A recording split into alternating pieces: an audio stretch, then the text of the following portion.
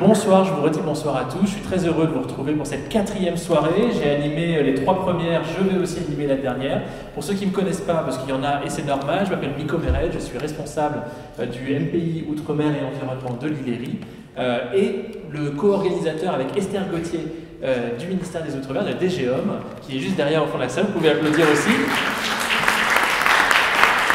Le co-organisateur de ce cycle de conférences, et je suis très heureux de vous voir ce soir pour cette conférence sur entreprendre, innover et valoriser en Outre-mer.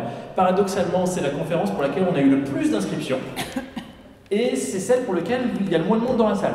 Donc c'est très paradoxal, mais je pense que ça a à voir avec la neige. En tout cas, ça ne va pas nous empêcher d'avoir une soirée chaleureuse avec un grand sujet qui est celui de l'entrepreneuriat et de l'innovation, et qui se clôturera donc à la fin de la soirée par la remise du premier livrable de notre projet transversal, c'est-à-dire le projet que tous nos étudiants, qu'ils soient à Paris, en Martinique, en Guadeloupe, en Guyane, à la Polynésie, j'ai oublié un territoire, non je peux oublier le territoire puisqu'on n'a plus Saint-Barth, ils vont le remettre à leur commanditaire, donc Olivier Auguin de la CPS, mais on en reparle aux alentours de 19h50 et on va vous faire une petite annonce aussi par rapport au projet transversal du 2e semestre qui devrait tous vous intéresser. Alors sans plus attendre, je vais appeler tout de suite les différents intervenants à la tribune. On a ce soir des intervenants de grande qualité qui sont là avec nous ce soir, y compris une intervenante qui va être en visio et un intervenant en vidéo. Donc il va y avoir plein de trucs. On a essayé de faire une architecture numérique qui fonctionne. Normalement ça fonctionne. En tout cas, je vais appeler tout de suite le premier intervenant, Christophe Hammond. Christophe Hamon, vous pouvez applaudir. Qui est donc chargé de mission développement économique, innovation et intelligence économique au ministère des Outre-mer. Ensuite, nous aurons un autre intervenant que sans doute vous connaissez aussi, c'est Luc Laventure, que vous pouvez applaudir, que je vais présenter au fur et à mesure. Ensuite, nous aurons Gabriel Levionnois de Nouvelle-Calédonie qui va intervenir en vidéo, vous allez voir avec un très beau témoignage, un petit peu long, mais je vous assure que ça vaut le coup de l'écouter du début à la fin. Ensuite, nous aurons Marlène Desgremont qui va intervenir et qui est avec nous sur la plateforme en direct en ce moment. Donc si vous l'applaudissez, elle va vous entendre et vous la verrez tout à l'heure. Enfin, je vais appeler Collective Fashion, Incubé à Station F, Pascal Mélien et Christelle Laurie. Et enfin, last but not least, Logan Paspo, président de Sciences Po, l'association des ultramarins de Sciences Po, qui organise la Semaine des Outre-mer. Vous pouvez l'applaudir également. Alors, moi, je ne vais pas vous faire un grand speech, et puis de toute façon, au fur et à mesure, je vais avoir le privilège de faire des petites interventions par-ci par-là pour créer du dynamisme dans notre soirée. Donc, je vais passer sans plus tarder la parole tout de suite à notre premier intervenant, Christophe Hamon, qui va donc avoir la gentillesse de me dire slide suivant à chaque fois qu'il veut que je passe les slides, puisque je vais devoir gérer d'ici. Christophe, vous avez la parole pour une dizaine de minutes et je serai impitoyable, comme à chaque fois pour ceux qui sont déjà venus, sur le temps de parole. Bonsoir à tous. Voilà, ça marche. Alors, peut-être qu'on peut... Alors, l'objectif pour moi, c'est de vous faire une présentation un petit peu générale sur la situation de l'entrepreneuriat et de l'innovation dans les Outre-mer. Je vais essayer de ne pas dépasser les 10 minutes, ça va être très compliqué. Mais, alors, slide suivante. Je vous ai mis une photo de chute libre en parachute parce qu'un jour j'ai entendu un entrepreneur dire que créer une entreprise, c'était comme sauter un parachute et d'essayer de lire la notice pour comprendre le déploiement du parachute en même temps. Donc on comprend bien que pour les entrepreneurs, créer une entreprise, c'est avant tout prendre un risque.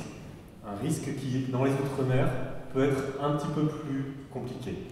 Donc slide suivante, c'est pour ça que ce que je vous propose, c'est d'abord vous parler des contraintes et singularités qui génèrent des besoins élevés en investissement. Et ensuite, puisque je suis chargé de développement économique à la Direction Générale des Outre-mer, je parlerai un petit peu de l'action de l'État, un focus sur justement comment nous on compense ces déficits structurels.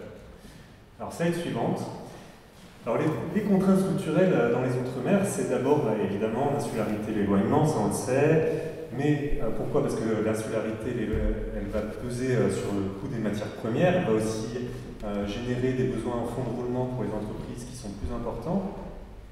Alors paradoxalement, ça ne veut pas dire que la création d'entreprises est moindre dans les Outre-mer, au contraire, elle est même plus dynamique dans les DOM qu'en métropole.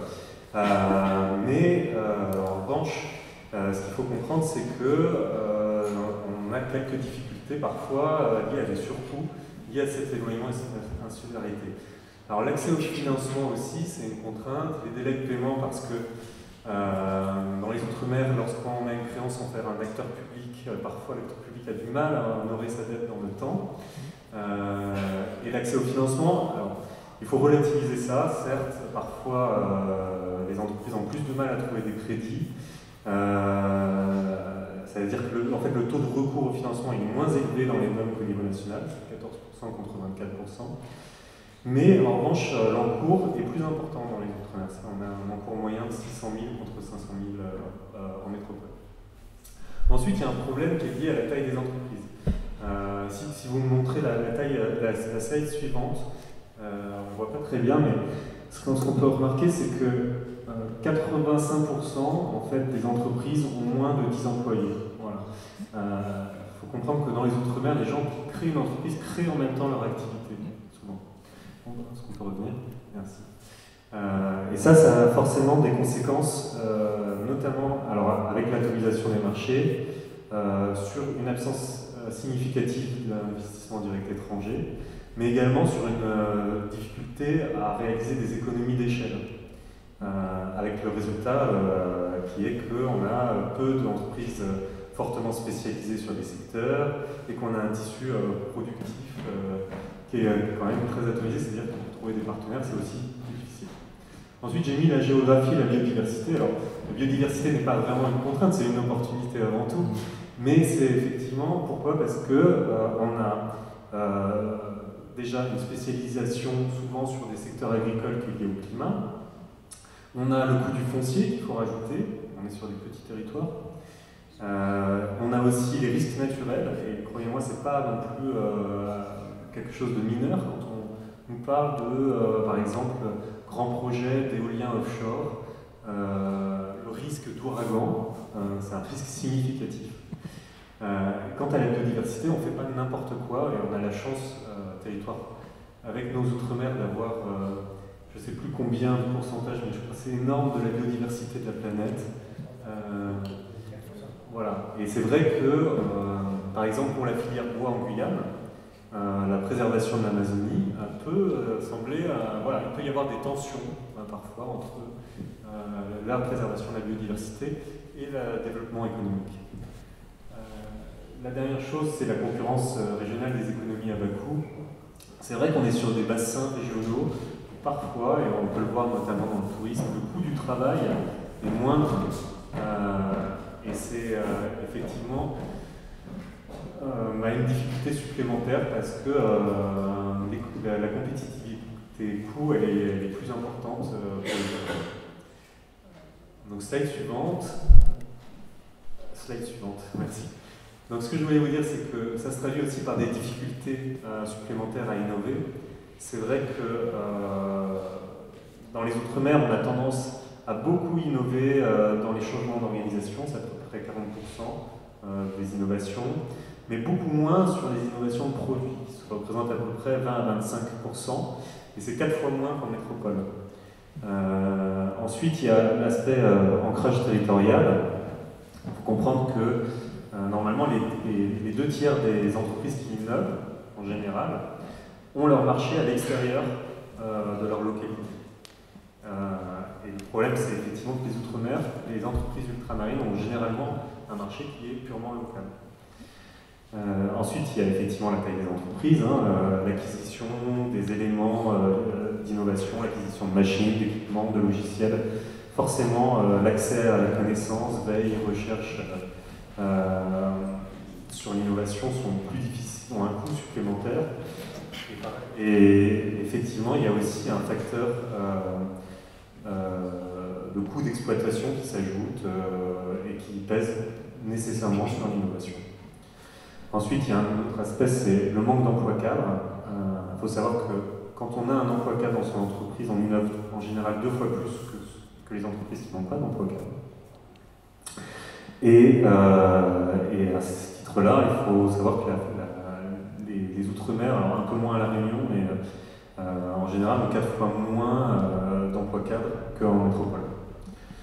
Et enfin, alors j'y reviendrai, ça paraîtra un peu paradoxal, mais il y a aussi la question de la sous-utilisation des dispositifs publics, notamment le crédit impôt recherche. Il est à peu près utilisé à 50% par les entreprises qui innovent dans l'Hexagone, contre à peu près 20% dans les DROM. Voilà. Donc ça, c'est ce que je voulais vous dire sur les contraintes. Slide suivante. Mais effectivement, le pendant de ces contraintes, c'est aussi des filières d'avenir et des opportunités qui leur sont spécifiques. Alors je vous cite un peu les grandes filières qu'on dégage souvent dans les Outre-mer. C'est évidemment le tourisme, pour une raison évidente, mais avec des difficultés qui leur sont propres. Je ne vais pas revenir sur chaque filière parce qu'on pourrait y passer des heures, mais la question justement du coût du travail dans le tourisme est une question très importante, l'environnement régional. Donc la question est de savoir est-ce qu'on bâtit des stratégies spéciales, des spécialisations, des spécifications dans le tourisme, avec notamment le tourisme durable, l'écotourisme.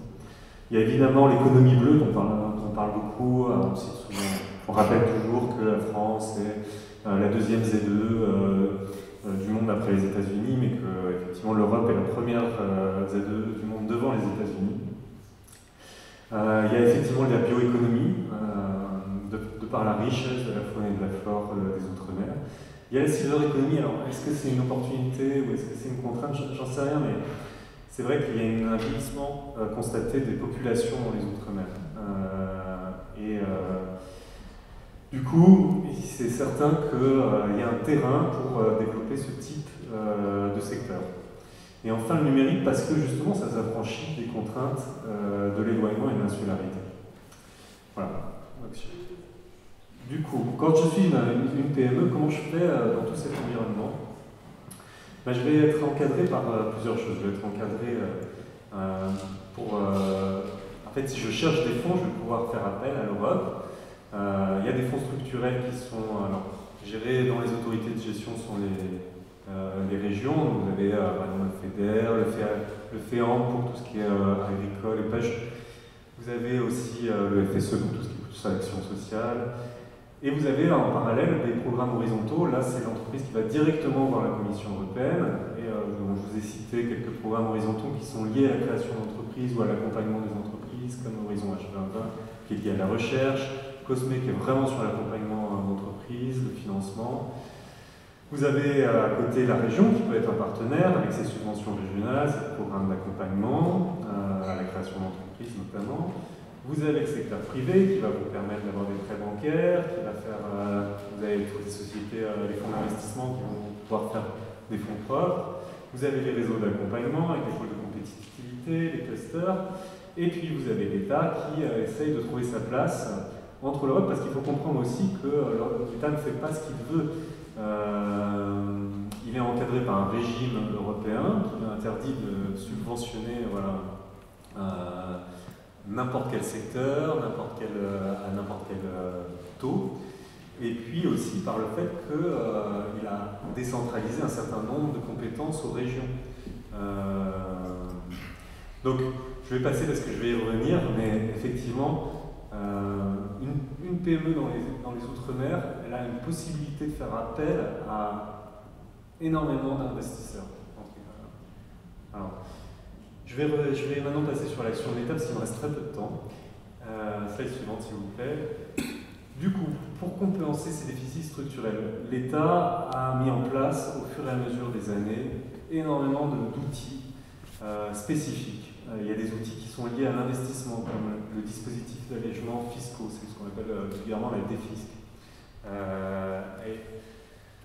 Qui permet, alors je ne vais peut-être pas les détailler, mais en gros qui permet effectivement une économie qui est liée, je pense, je vous rappelle, c'est 38,25% du montant des investissements productifs. Vous avez tout un dispositif d'exonération sociale, c'est-à-dire ce sont des aides au fonctionnement parce qu'en fait on va jouer sur tout simplement les cotisations que doivent payer l'employeur sur ses employés. Donc, je pourrais y revenir si vous voulez, mais je ne peux pas monopoliser du temps. On a supprimé la TVA-NPR pour réallouer des fonds, je pourrais vous en parler. On compense également parfois le coût du transport, c'est ce qu'on appelle l'aide aux frais, c'est-à-dire qu'on va compenser les coûts du transport aérien. On a des aides au financement. Alors les FIPDOM qui sont ouverts depuis 2017, c'est des fonds d'investissement de proximité où là on va permettre en fait tout simplement une réduction sur l'impôt pour les métropolitains et les ultramarins. On a ouvert en 2017 aux métropolitains, ce qui n'était pas le cas avant, qui souhaitent en fait investir dans des entreprises ultramarines. Donc là, c'est du capital développement. On a le pré-développement outre-mer qui est géré par BPI France, qui va permettre de justement financer des besoins en fonds de roulement, parfois les crédits d'impôt justement aussi des entreprises. On a un soutien au microcrédit. Le ministère des Outre-mer va financer des acteurs comme France Initiative ou France Active, qui sont des grands acteurs du microcrédit. On a par exemple des aides à la protection, puisqu'on a un différentiel d'outre-mer. Alors l'outre-mer, c'est une sorte de TVA, pour le dire, ouais, enfin, je vais me faire engueuler par le bureau de la réglementation fiscale, mais en quelque sorte, donc, en gros, un mécanisme qui nous permet de plus taxer certaines importations que les productions locales. Et puis on a d'autres outils, alors par exemple, donc là qui vont être issus de la récente réforme des aides économiques qu'on a menée à travers le projet de loi de finances 2019, comme les autres tranches d'activité nouvelle génération. Donc là, pareil, c'est une exonération d'impôt sur les bénéfices, IS et IR, avec un taux d'abattement renforcé sur certains secteurs, avec notamment de nouveaux secteurs, le nautisme et la bioéconomie. Et puis, l'État aussi bonifie les prêts de l'AFD, l'Agence française de développement et des pays l'AFD, sur par exemple tout ce qui est le développement territorial. Et je vais arrêter. La bonification du CIR, du crédit d'impôt recherche. Et slide suivante, si j'ai 30 secondes. Mais oui. Voilà. L'objectif du ministère, c'est aussi de s'insérer dans les grands dispositifs d'innovation. On accompagne tout le grand plan d'investissement de l'État et des investissements d'avenir en faisant en quelque sorte du lobbying pour les Outre-mer. C'est-à-dire, par exemple, il y a des programmes, des concours d'innovation, il y a des subventions qui sont données par l'État. Nous, on va, par exemple, faire en sorte d'abaisser les seuils pour que les entreprises ultramarines puissent répondre aux appels à projets de l'État, alors même qu'elles ne le feraient pas si on gardait les seuils initiaux qui sont trop élevés. Ensuite, on essaye effectivement d'accompagner tous les acteurs de l'accompagnement, de créer un tissu autour des pôles de compétitivité, des clusters. Voilà, j'arrête parce que je vous remercie. Merci à vous, Monsieur Hamon. Vous pouvez applaudir chaleureusement, c'est pas facile de poser ce cadre-là en moins de 15 minutes. Donc bravo, un grand bravo.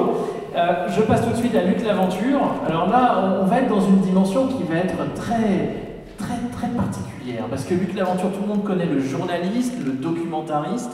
Mais ce soir, on a surtout invité l'entrepreneur. On a invité l'intrapreneur à l'époque de France Télévisions, créateur de François, et l'entrepreneur depuis quelques années avec Outre-mer 360. Donc c'est surtout un témoignage d'entrepreneur plus que de journaliste. Merci Miko, si tu acceptes que je te parle, que je t'appelle par ton prénom. D'abord, je voudrais te remercier pour cette chaire, dans la mesure où elle permet de donner des clés de compréhension à quelque chose qui est un peu difficile à décrypter. C'est vrai que l'orateur précédent a dressé pour nous un inventaire exceptionnel de ce qu'on fait, de ce que la France, de ce que la République fait, même si je n'aime pas ce terme de faire comme si on était une dépendance. Mais quand on voit tout l'arsenal qui est déployé pour donner un coup de pouce à ce qui se passe sur le plan local, on est un petit peu désespéré, on se dit, et pourtant, ça n'a pas l'air de bouger. Quand on voit le taux de chômage, qui est le triple là-bas par rapport à ici, on se dit, ce n'est pas l'éloignement seulement qui ne fonctionne pas. Il manque quelque chose. Il manque une éducation, il manque un décryptage, il manque des outils de compréhension et qui permettent à chacun d'entre nous, à chacun d'entre vous, notamment aux jeunes, de s'insérer dans ce qu'on peut appeler une intégration véritable pour pouvoir faire en sorte qu'on se trouve devant un paradoxe. Je prends un exemple. Sur le plan du tourisme, on nous dit le tourisme, ce n'est pas bien parce que c'est mal organisé, la concurrence entre les compagnies aériennes. Je prends un exemple, celui des RUP. Je prends une île, je prends Madère par exemple. Madère récupère 3 fois, avec le même nombre d'habitants, 2 millions, ce que représente peu ou prou l'ensemble des Outre-mer, hormis le Pacifique. Ils font quand même plus de 2 fois le tourisme, pas seulement longue durée, mais également tourisme court d'un jour. Pourquoi? Comment? Je pense qu'on ne va pas assez loin dans l'analyse de ces questions. Premier élément. Alors, s'agissant de mon passé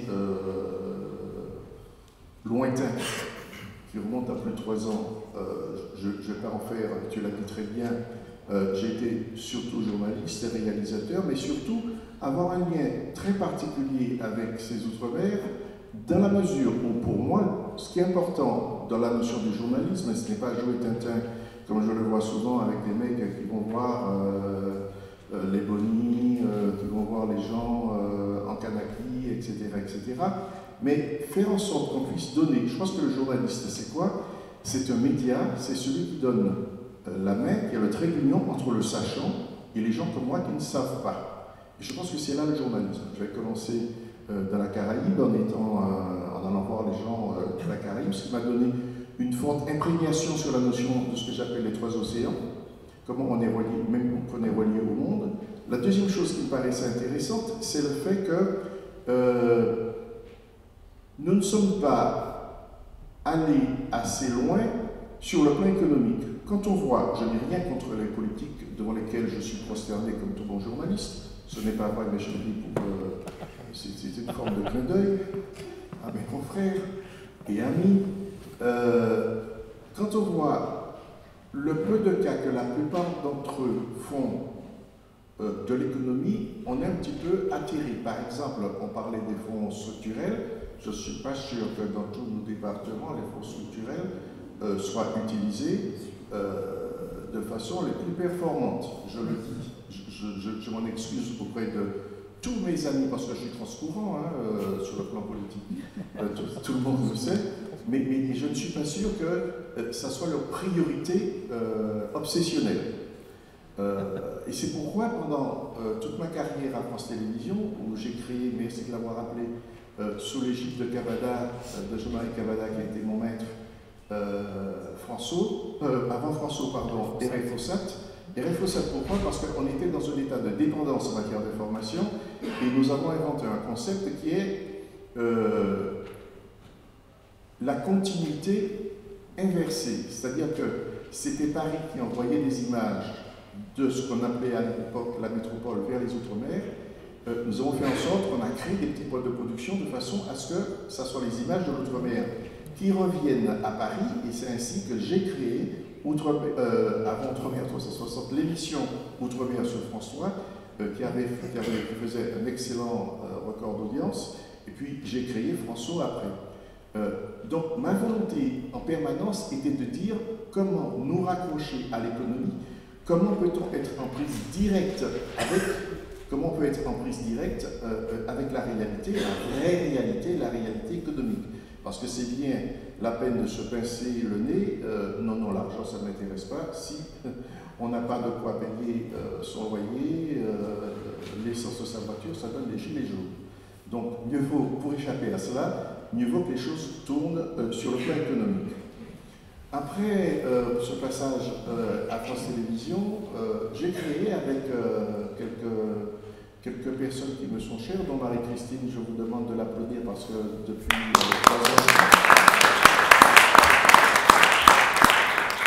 elle fait un travail remarquable, non pas à mes côtés, mais elle fait un travail remarquable en me devançant, sur une structure que nous avons montée qui s'appelle Outre-mer 360. Et donc toujours la même chose, valoriser les Outre-mer et nos identités, partager et questionner nos sociétés en construction, mettre en valeur les talents et réussites économiques et culturelles de ces terres d'investissement. J'insiste beaucoup sur le fait que nous sommes pas seulement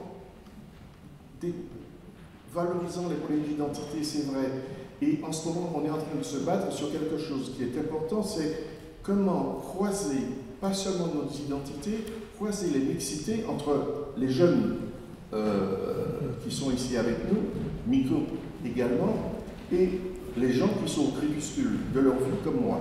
Et cette mixité, on va la faire dans les semaines à venir. Alors, nos objectifs, ils sont simples, être la vitrine de référence de la réussite et l'innovation dans les Outre-mer. Et c'est pourquoi nous allons passer de plus en plus de partenariats avec des gens qui font, qui pratiquent et qui mettent en valeur, qu'ils soient négropolitains, qu'ils soient antillais, qu'ils soient réunionnais, etc. De ce côté-là, les réunionnais ont une avance sur nous très très forte. Nous allons de plus en plus développer une plateforme qui nous permettra de mettre en valeur et des portraits avec les initiatives que l'on retrouve à la fois sur le territoire hexagonal, mais également dans chacun de nos territoires, qu'il s'agisse de la Nouvelle-Calédonie, de la Polynésie, de la Guyane, etc., etc. Je voulais insister, pourquoi? Parce que l'économie et l'information, l'économie et la communication sont des choses importantes si on veut réussir. Mais ça passe par un accord permanent, une suspicion à jeter aux orties pour pouvoir faire avancer les choses. Je vais dire quelque chose en créole. En nègre, car l'autre nègre qui a dit que sa petite vie du volet moins. Donc on va essayer de casser, ça vous fait rire. Bon, il faut casser cette mentalité et se dire la chose suivante. On va faire en sorte que nous soyons non pas des citoyens du monde, ça ne veut rien dire, mais que nous puissions aller de la même façon que j'ai parlé de visibilité et de machin inversé. Il faut se dire la chose suivante. La conquête, on va l'inverser. C'est nous qui allons nous installer partout. Nous n'avons pas de patrie. On nous a volé nos patries. On nous a transbordés de toutes les façons. Eh bien, nous allons créer un nouveau monde où nous serons, je ne dis pas les conquistadors parce que je n'aime pas cela, mais nous allons nous installer partout où nous pouvons parce que nous avons 3 facultés. Nous sommes un creuset de diversité, donc un creuset de talent. Deuxièmement, moi je pense que nous avons une agressivité qui fait que nous allons passer de la liturgie toujours en train de prier, de dire faites que demain sera ma chouette, etc., de façon à ce que nous récupérions nos propres destins et nous allons conquérir le monde, notamment nos territoires hexagonaux. Merci. Alors, merci beaucoup, Mr. Vainqueur, qui finit donc avant ces 10 minutes, mais je ne doute pas qu'on le retrouvera durant le temps des questions. Vous savez qu'il peut être bavard, et tant mieux, parce qu'il nous apporte toujours de l'expertise et des idées très intéressantes. Nico, pardon, je n'ai pas dépassé. Ah non, au contraire, 1 minute avant la fin. Donc je suis un bon journaliste. Absolument, absolument. Et un très bon conférencier.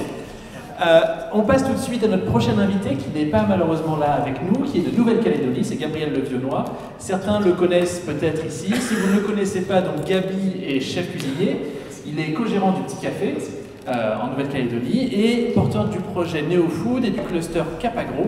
Il va vous en parler pendant environ 13 petites minutes. Je vais lui donner la parole, le temps de sortir sa vidéo.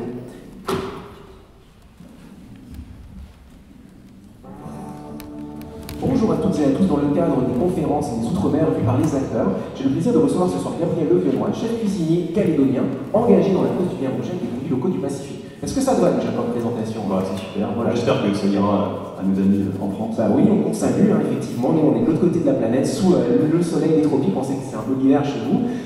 Donc, plus sérieusement, déjà, je peux t'appeler Gabi, hein, Oui. c'est comme ça qu'on t'appelle, mais finalement, ici, en Nouvelle-Calédonie. En quelques mots, qu'est-ce que tu pourrais nous dire sur ton parcours? Comment ça se fait que tu es arrivé dans le métier de la cuisine, finalement? Alors, moi, j'ai peut-être pas un parcours culinaire au départ. Donc, alors, moi, je suis né à Tahiti, j'ai une maman polynésienne et un papa français. J'ai voyagé en fait un peu entre le lait de coco et le camembert. D'accord. Et ensuite, on est venu s'installer ici pour le nickel. Et rapidement, à l'âge de 15 ans, en fait, moi je faisais pas mal de sport et je suis allé en sport-études à Caen et j'ai fait mes études là-bas. Donc voilà à peu près rapidement. Et je suis tombé amoureux en fait du métier de cuisinier quand je suis allé sur Paris. J'ai fait un stage dans un restaurant rue de Lille, le bistrot de Paris. Donc c'est un restaurant qui appartenait à Raymond Oliver. Et là, en fait, oui, ça a été la révélation.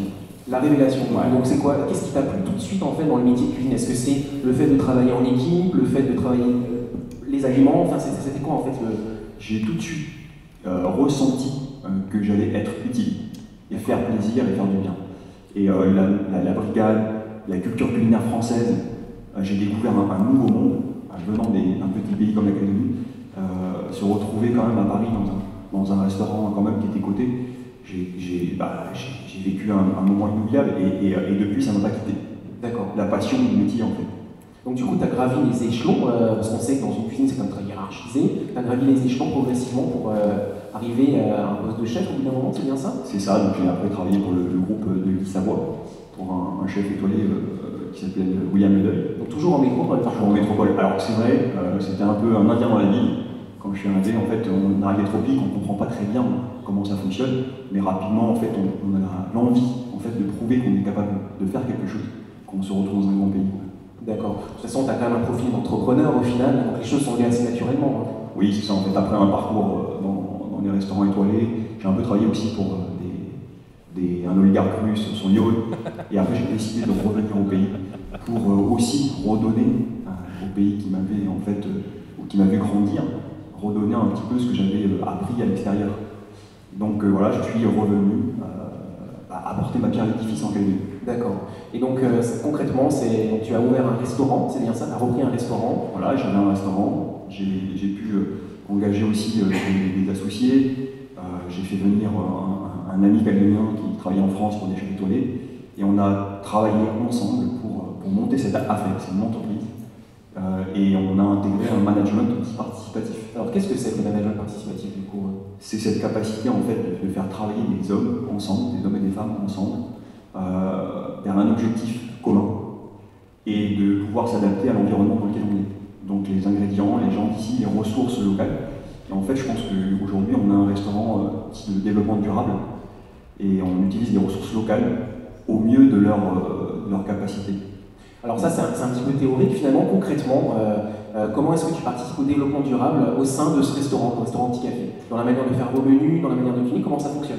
On s'adapte aux saisonnalités déjà, on consomme des produits locaux, on permet aux équipes d'avoir 3 jours par semaine, donc on est ouvert 4 jours par semaine, et ça leur permet de vivre leur culture.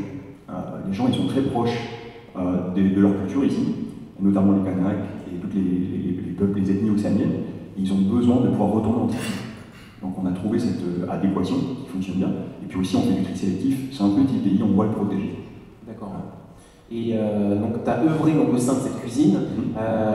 L'astuce c'est de changer le menu toutes les semaines en fonction des produits qui sont disponibles au marché, c'est bien ça? Voilà. Donc tu travailles en circuit court également avec tes fournisseurs? C'est ça. Ouais, on appelle ça l'économie circulaire, on limite le gaspillage alimentaire. En fait, on est dans les grandes tendances de ce qu'on peut appeler la transition alimentaire. Donc on est un exemple très concret dans nos recettes, dans notre management, dans notre process en fait, et dans le produit qu'on propose, on est totalement dans la transition alimentaire. Alors après, c'est vrai que c'est un restaurant. Combien de couverts à peu près le Petit Café? Je pense qu'on fait 180 couverts jour. Ça reste quand même une petite structure à l'échelle d'un pays, même si la Nouvelle-Guinée c'est un petit pays. C'est ça. Donc comment est-ce que tu as pu apporter ton aide à plus grande échelle au niveau du pays? Tu parles de transition alimentaire au sein de ton restaurant. Tu as mené, il me semble, donc, un projet cofinancé par le gouvernement de la Nouvelle-Calédonie et l'Union européenne. C'est ça. Pourquoi est-ce que tu as lancé là-dedans? Ouais. Donc l'OCTAS. En fait, c'est autonomiser les pays en fait, les pays ultramarins. Et donc moi j'ai proposé en fait dans le cadre de ce projet un concept qui s'appelle recette bénéfique. Qu'est-ce que c'est alors recette bénéfique? La recette en fait c'est ce qu'on prépare à manger, c'est essentiellement préparé par des recettes, notamment dans la restauration.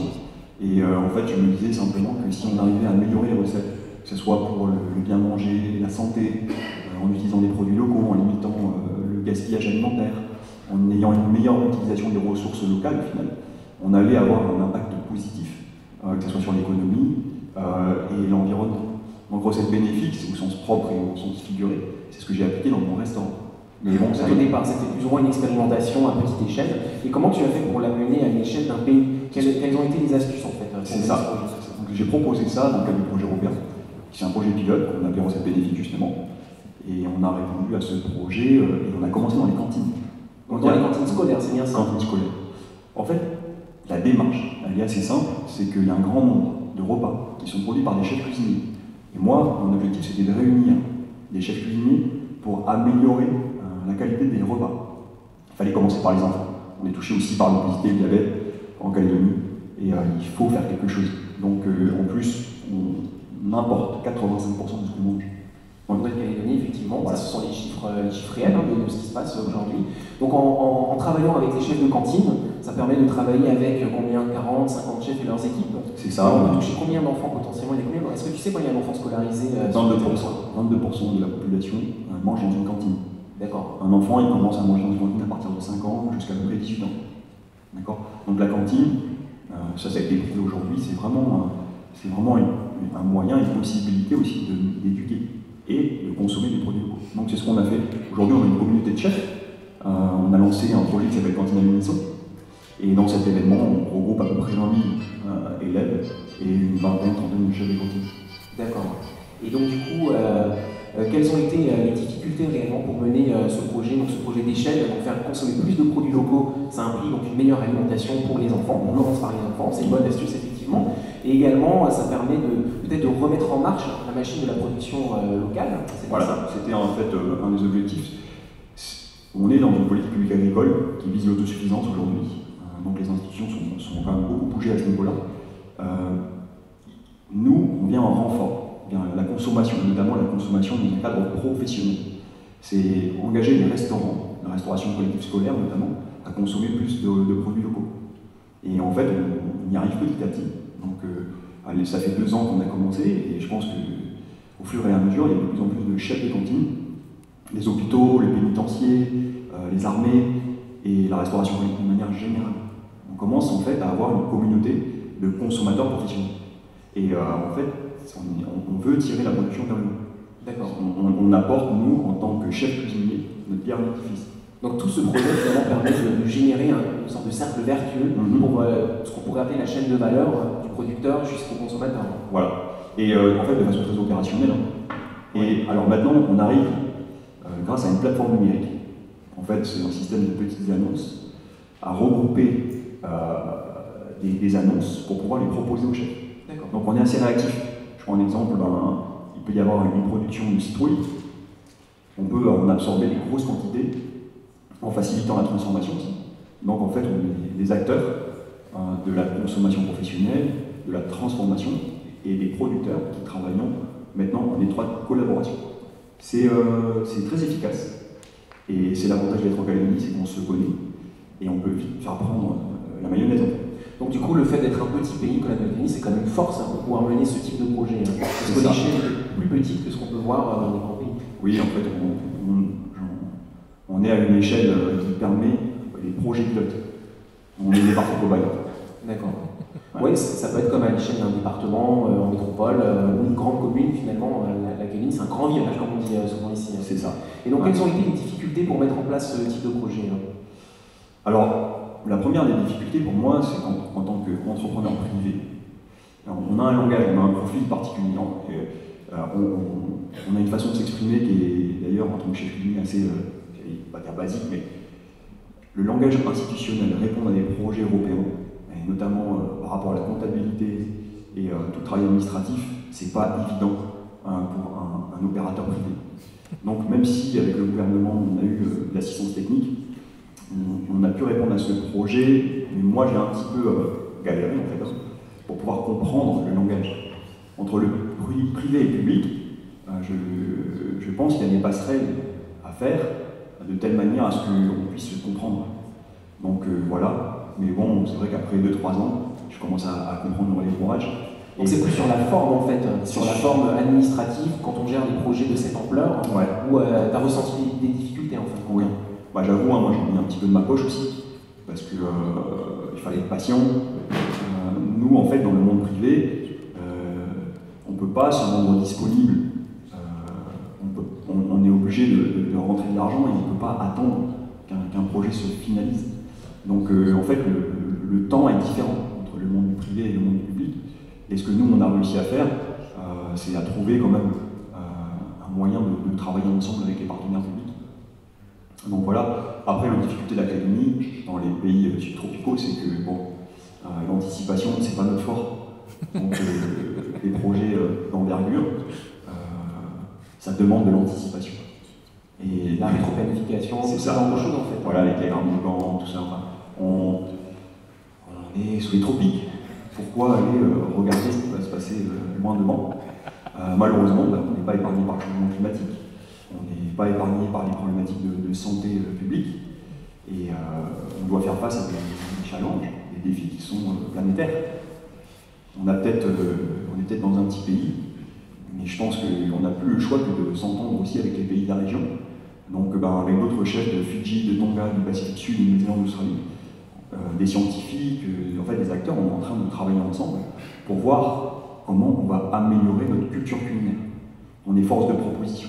En fait, c'est comment on va pouvoir créer cette culture culinaire durable et résiliente dans l'assiette des consommateurs, des familles, des communautés, des tribus, dans son assiette à soi, et voir un petit peu comment on peut améliorer la qualité de ce qu'on mange.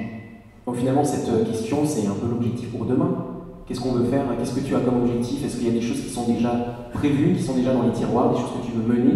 Ou quel est ton idéal pour demain? Ce sera ma dernière question. Voilà, mon idéal pour demain, c'est en s'inspirant de tout ce qu'on a fait grâce à ce projet européen et tous les projets qu'on fait à côté, grâce à ce que j'ai pu expérimenter au restaurant Petit Café, c'est de donner la possibilité aux chefs cuisiniers et leurs équipes, dans différents secteurs de la restauration, de pouvoir consommer davantage de produits locaux. Donc il faut réinventer notre culture culinaire, à commencer par les petits plats que l'on fait à la maison, dans nos restaurants, et en fait offrir à nos consommateurs, à nos clients, à nos enfants, une nourriture de meilleure qualité, appuyée par les informations des nutritionnistes, des scientifiques, doit travailler ensemble sur ces recettes, sur cette culture culinaire. En fait, ça veut dire quoi? C'est co-créer, inventer, réinventer ensemble, avec tous les acteurs de la chaîne alimentaire, cette culture culinaire dite durable et résiliente. C'est un petit plat pour une grande démarche. Et nous, chefs cuisiniers, on doit s'engager davantage pour que nos générations d'après puissent mieux manger. Je ne vais pas rentrer dans les détails de la neuroscience, je ne vais pas rentrer dans les détails de la nutrition, mais déjà, quand on arrive à faire plaisir avec des produits locaux, et ben c'est plus d'argent dans l'économie du territoire. C'est une meilleure santé pour les populations ici. Et c'est moins en fait de plastique et de déchets pour nos îles. Donc finalement, tout est connecté. Oui. L'alimentaire, c'est la base. Et tout est connecté derrière, l'environnement, enfin tout ça. C'est ça. En fait, autour d'une table, quand on mange ensemble, il y a des choses fabuleuses qui se passent. Donc la transition alimentaire, c'est en fait un facteur de cohésion sociale. À commencer par la famille et dans la restauration de manière générale. Manger, un acte social total. Bon ben on va en rester là. Ouais. Merci Gabriel pour toutes ces explications. Rien. Donc on salue les personnes qui nous ont suivis à Paris. Et on espère que ce témoignage permettra d'apporter des réponses à vos questions. Bonne soirée. Vous pouvez applaudir Gabriel et Yannick.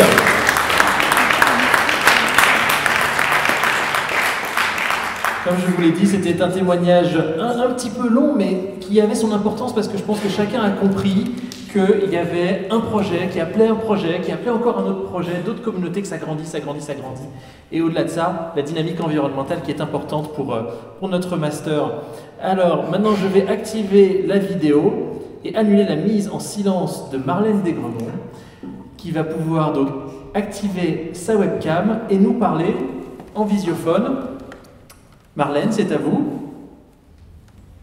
Oui.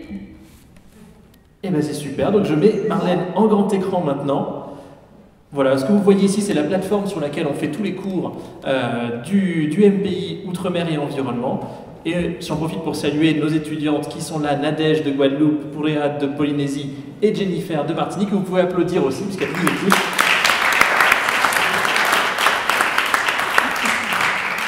Et je cède la parole à Marlène Desgremont, qui est donc anthropologue, doctorante en anthropologie à l'EHESS et qui est l'une des porteuses du projet Les Chemins de la Pirogue en Nouvelle-Calédonie, qui est donc lauréat, l'un des projets lauréats des Assises des Outre-mer. Marlène, c'est à vous pour une dizaine de minutes. Merci beaucoup. Est-ce que vous m'entendez déjà? Je m'assure que le micro fonctionne. Oui, tout va bien. Ok, super. Bonsoir à tous. Je vais vous présenter le projet Les Chemins de la Pirogue, qui a pour but de revitaliser les savoirs liés à l'océan en Nouvelle-Calédonie. Donc ce projet est porté par Jean-Christophe Okewe, qui est directeur du cabinet d'ingénierie culturelle Chika Okewe en Nouvelle-Calédonie, Jean-Emmanuel France, qui est professeur d'histoire géo au collège de Thio en Nouvelle-Calédonie, et moi-même, donc doctorante en anthropologie à l'EHESS, et qui a fait la majeure partie de son terrain en Nouvelle-Calédonie et en Polynésie française sur les questions des grandes aires marines protégées et de ses enjeux dans ces deux territoires d'outre-mer. Voilà, donc ce projet qui s'intitule donc Les chemins de la pirogue, il intervient suite à une demande émanant de la population de la Nouvelle-Calédonie et d'une forte volonté de se réapproprier le lien à l'océan dans cet archipel du Pacifique Sud. Nous sommes de ce fait très ravis et très honorés que ce projet ait été sélectionné parmi les lauréats du concours d'innovation Projet Outre-mer pour la catégorie Culture. Depuis de nombreuses décennies, la mer a été en quelque sorte liée par les acteurs économiques et politiques de la Nouvelle-Calédonie. Le principal secteur d'activité étant centré autour de l'exploitation minière du nickel, les Calédoniens ont d'une certaine manière délaissé les espaces marins qui sont pourtant pourvus d'un important potentiel. N'oublions pas que la zone économique exclusive de la Nouvelle-Calédonie est d'une superficie d'1,3 million de kilomètres carrés et constitue donc à ce titre un atout à bien des égards. En 2008, alors que les impacts de l'exploitation minière se font ressentir au niveau marin, 6 larges portions du lagon calédonien ont été inscrites au patrimoine mondial de l'UNESCO. Elles sont réparties sur la Grande Terre et l'une des 3 îles Loyauté. Cette labellisation témoigne du caractère exceptionnel de la faune et de la flore marine de la Nouvelle-Calédonie et a conduit à la définition et à la mise en application des mesures de gestion et de conservation dans les eaux des 3 provinces que compte l'archipel calédonien. Cette reconnaissance internationale que permet l'inscription au patrimoine mondial de l'UNESCO a ouvert la voie à d'autres projets environnementaux, tels que la très emblématique création du parc naturel de Corail en 2014, qui comprend en fait l'ensemble de la ZEE calédonienne. Le contexte actuel de la Nouvelle-Calédonie est donc particulièrement propice et favorable au développement de projets qui portent sur les milieux marins, et de nombreuses initiatives voient le jour au niveau local, telles que des actions environnementales initiées par les associations locales, au niveau du territoire, comme la création du cluster maritime de la Nouvelle-Calédonie par exemple, ou encore au niveau national, avec les engagements tenus par la France dans le cadre du Grenelle de l'environnement de 2008 et de la Convention de la biodiversité ratifiée en 2010. Ces 2 événements ont pour objectif commun d'augmenter la part des aires marines protégées sur l'ensemble de la zone économique exclusive nationale, qui comprend donc les territoires d'outre-mer. Ces dernières années sont donc marquées par d'importantes initiatives menées sur le plan environnemental, mais aussi économique, de par la mise en place d'une gestion intégrée alliant développement et conservation des espaces naturels. C'est donc à la suite de la création du parc de la mer de Corail, qui s'inscrit tout particulièrement dans cette volonté de concilier activité économique et préservation de l'environnement, que la question de la préservation du patrimoine naturel s'est posée et du patrimoine culturel s'est imposée comme un enjeu de plus en plus important. Le parc naturel de la mer de Corail est en effet géré par une instance de gestion composée de 4 collèges, dont le collège coutumier, composé des représentants des 8 aires coutumières de la Nouvelle-Calédonie. Alors que les enjeux écologiques, touristiques, économiques ont largement été abordés pendant la définition du plan de gestion du parc de la mer de Corail, les acteurs coutumiers ont pointé l'absence de mesures et de projets chargés de préserver et de promouvoir l'ensemble des atouts culturels que représente l'océan pour les habitants de la Grande Terre et des îles Loyauté. En concertation avec les différents acteurs et les représentants coutumiers, les institutions représentées dans le comité de gestion du parc naturel de Corail, ainsi que les acteurs du monde associatif et culturel, le projet de réhabiliter la navigation traditionnelle a progressivement émergé. Au fil des discussions, nous avons constaté que les savoirs traditionnels liés à la construction de pirogues et à la navigation étaient toujours très présents dans la tradition orale des populations kanaks. Ce sont des savoirs qui sont de moins en moins complets car ils ne sont plus mis en pratique, mais la question de la transmission de ces savoirs reste une préoccupation importante pour beaucoup des habitants rencontrés. Par ailleurs, le contexte régional, qui est marqué depuis plusieurs années par la réapparition des grandes pirogues hauturières, telles que la pirogue hawaïenne Okule'a, dont vous avez peut-être entendu parler, a aussi favorisé cet intérêt grandissant pour la réhabilitation des embarcations ancestrales qui ont de tout temps façonné le peuplement et l'organisation des sociétés océaniennes. La Nouvelle-Calédonie n'est pas en reste. car de nombreux navigateurs du Pacifique se sont établis sur ces terres et les liens régionaux généalogiques, sociaux et politiques sont toujours très présents dans la culture kanak. Notre objectif est donc de contribuer à transformer ce patrimoine immatériel riche et unique en projet commun et fédérateur pour l'ensemble des Calédoniens, avec une portée locale, territoriale, nationale et régionale. Pour répondre à ces enjeux, le projet des chemins de la pirogue, dont l'intitulé rappelle les circuits coutumiers marins empruntés par les ancêtres, s'articule autour de 3 axes. 3 volets qui se déclineront au fil des mois et des années pour le rendre pérenne. Le premier volet est le volet patrimoine. Il s'agit de collecter les savoirs et de les retranscrire sous la forme d'un ouvrage ou d'un livret pédagogique à destination des classes scolaires et du grand public. Le deuxième volet est celui de la formation. Il permettra à des jeunes de la Nouvelle-Calédonie de se former auprès d'équipages pratiquant la navigation hauturière dans d'autres pays du Pacifique. Le troisième volet est le volet développement. Il s'agit là d'encourager l'intégration de ces pratiques dans le développement du secteur maritime en Nouvelle-Calédonie, tel que initier des ateliers collectifs de construction navale et de favoriser l'innovation en termes de filières économiques et écologiques.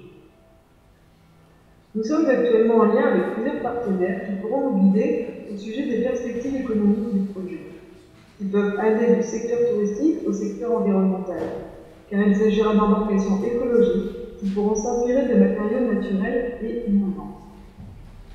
Mais la première étape reste la mobilisation des forces vives du pays, de toute une chaîne d'acteurs qui permettra d'impliquer les jeunes, les anciens, les femmes qui apporteront chacun leur pierre à l'édifice, de par leur savoir et leur participation à ce projet. Nous sommes donc à ce titre tout à fait en phase avec les axes stratégiques développés dans le livre bleu, visant à accompagner les territoires d'outre-mer dans leur transformation, d'encourager le rôle pionnier des territoires concernés par des enjeux qui ont une portée globale, telle que la préservation des océans, du patrimoine naturel et culturel, tout en valorisant les spécificités locales. Le rayonnement et l'influence de la Nouvelle-Calédonie à échelle régionale et internationale, via ce projet, est également l'un des objectifs partagés avec le niveau 2, qui guideront nos actions à court et à long terme. Je vous remercie. Merci Marlène. Merci beaucoup.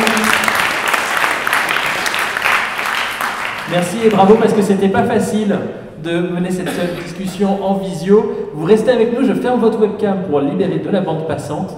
Et je remets notre webcam à nous ici, mais vous restez avec nous parce que vous pourrez intervenir tout à l'heure durant le temps des questions et des réponses naturellement. Et sans plus attendre, je passe la parole. Je pensais qu'ils allaient être qu'un, mais en fait ils sont 2. Ce sont nos amis de Collective Fashion, que vous connaissez peut-être. C'est une start-up qui est incubée à Station F dans l'incubateur Outre-mer Network. Et on salue Daniel Yerso, qui n'est pas là avec nous ce soir, mais qui nous a gentiment envoyé l'une de ses pépites. Donc, on va inviter Pascal Ménien et Laurie et Christelle Laurie pour intervenir. Vous avez chacun un micro. Celui-là est ouvert? Ah ben je sais pas, on va le tester. Ouais. Bon, vous passez bien. Là, merci. Merci. Et on est parti pour une dizaine de minutes, à tous les deux. Voilà. Ok, merci Mika, merci à tous. Et merci à la conférence ILERE de nous faire intervenir ce soir. Je pense qu'on est vraiment au bon endroit. J'ai regardé un petit peu parce que je ne connaissais pas du tout. J'ai regardé et j'ai vu que c'était relations internationales, c'est ça? Donc vous réfléchissez les sujets de gouvernance numérique et notamment je sais que certains sont passionnés des clusters arctiques, n'est-ce pas? Oui. Et donc du coup, ça fait vachement de sens finalement avec ce qui se passe, que ce soit dans les territoires insulaires, les drones, ou que ça se passe dans les quartiers. Nous, on a choisi de faire rayonner l'outre-mer différemment, et Collective Fashion n'est pas implanté en outre-mer. Elle interagit avec le monde, et je vais vous expliquer tout à l'heure de quoi il s'agit. Mais ce qui est intéressant, je n'ai pas retenu votre prénom, monsieur. Christophe. J'ai pas retenu le prénom de Christophe, mais par contre, j'ai retenu les propos. Et effectivement, il y a des dispositifs d'accompagnement à l'entrepreneuriat, puisque le sujet, c'est l'entrepreneuriat. Hein.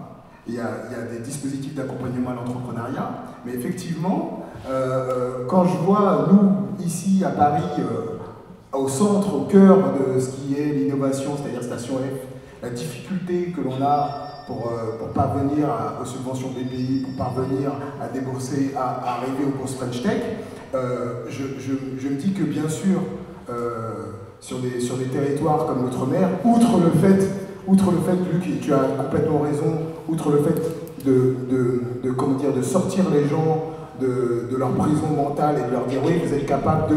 C'est pas une question d'être à 8000 km des centres d'innovation, c'est une question de leadership et effectivement peut-être un petit peu d'amour de soi. Et on a désappris ça. Alors, je veux savoir un petit peu à qui je m'adresse ce soir. Qui est un petit peu au fait de l'économie numérique à la main levée comme ça. Waouh. Qui est un peu au fait de la blockchain ou des darknets, des crypto-monnaies? Ok. Alors, on va faire très simple et on va faire un petit peu de vulgarisation pour qu'ensuite Christelle puisse vous présenter ce que c'est que Collective Fashion. Quand vous utilisez le... Alors, je vous pose une dernière question, on va en faire un peu d'interactivité, c'est pas grave? Ouais. Ok. Pour vous, Internet, est-ce que c'est quelque chose de physique ou est-ce que c'est quelque chose d'abstrait? À la main levée, comme ça. Physique. On commence par physique. Ah, voilà, physique, levez la main. Et pour vous, immatériel, levez la main. Ça veut dire qu'il y a des gens qui n'ont aucun avis. Il y a quelqu'un qui a dit les deux, ça c'est très fort. Internet, c'est des câbles, c'est des réseaux, c'est physique. Il y a donc l'infrastructure Internet, elle est portée par du physique. Et dessus, il y a plusieurs technologies qui se sont greffées et qui sont, comment dire, par exemple le web. Le web, c'est aujourd'hui, on va dire, 80% de l'Internet, en termes d'usage. En réalité, ça représente 5% de l'Internet. 5% de l'Internet est utilisé par 95% des gens. Et les darknets, qui représentent à peu près 95% de l'Internet, est utilisé par 5% des gens. Qu'est-ce que ça veut dire? Ça veut dire quoi? Ça veut dire que quand on vous balise une autoroute qui s'appelle le web, et sachez que dans l'ordre, Internet est né avant le web, et qu'avant le web, il y avait un autre comment dire, service qui s'appelait Gopher. Donc le web d'aujourd'hui a failli s'appeler Gopher. Bon, il y a eu d'autres applications, bon, ça n'était pas top. Le web, c'était bien. Ce que je veux dire, c'est qu'aujourd'hui, quand vous êtes sur le web, vous êtes sur un Internet qui est balisé et qui est, comment dire, intuitif, qui parfois répond à vos besoins, à vos attentes, qui parfois même devance vos besoins et vos attentes. Mais ça a un prix. Ce prix-là, ben, c'est votre liberté. Aujourd'hui, on parle de... Alors, je ne sais pas si vous suivez un petit peu ça, mais on parle de la fin de la neutralité du net. On parle des GAFA et on parle notamment de la situation monopolistique des grands groupes qui sont en mesure d'exploiter les données personnelles. Donc, qui lit par exemple le CLUF, les petits, les conditions pour les utilisateurs finaux? Quand on utilise un service, par exemple un Gmail, qui lit ça? Personne, quasiment. Hein? Bien, Collective Fashion, l'idée de Collective Fashion, c'est de remettre le consommateur, les marques, au centre des décisions et de lui redonner du pouvoir. D'accord? On fait, nous, le lien entre les pays du Sud et les pays du Nord. On a commencé et on fait nos preuves là avec une industrie qui pèse 3 milliards de dollars, qui est l'industrie textile. Et l'idée, c'est de redonner un petit peu de visibilité aux premiers maillons de la chaîne et de partager la valeur avec eux. Alors comment? On le fait à travers la blockchain, on le fait à travers le darknet, et on le fait surtout à travers une solution que l'on appelle Collective Fashion. Je vais laisser Christelle un petit peu développer plus à fond ce que c'est. Bonsoir à tous. Donc, Collective Fashion, c'est un label responsable qui fait la certification des process des supply chains des industries textiles, habillement et luxe. Collective Fashion, c'est aussi une plateforme qui fait la cartographie globale des acteurs fers et elle se repose sur un protocole décentralisé et autonome. Et donc on redonne la possibilité aux marques et aux distributeurs engagés dans une démarche durable le pouvoir de communiquer en pair à pair avec leurs consommateurs, mais on permet aussi à chaque acteur de la chaîne de valeur qui part du producteur au consommateur final de créer un lien émotionnel fort et de pouvoir le monétiser via notre token, le Fashion Token. Voilà en gros ce qu'on fait. Alors je ne sais pas si c'est du chinois pour vous, mais je vais faire très simple. Qui a reçu, qui utilise les réseaux sociaux, qui utilise Instagram, Facebook? Est-ce qu'ils vous ont déjà envoyé un chèque? Oui. Jamais? Eh bien voilà, aujourd'hui, quand vous faites un like, par exemple, vous likez une page, Instagram monétise ce like.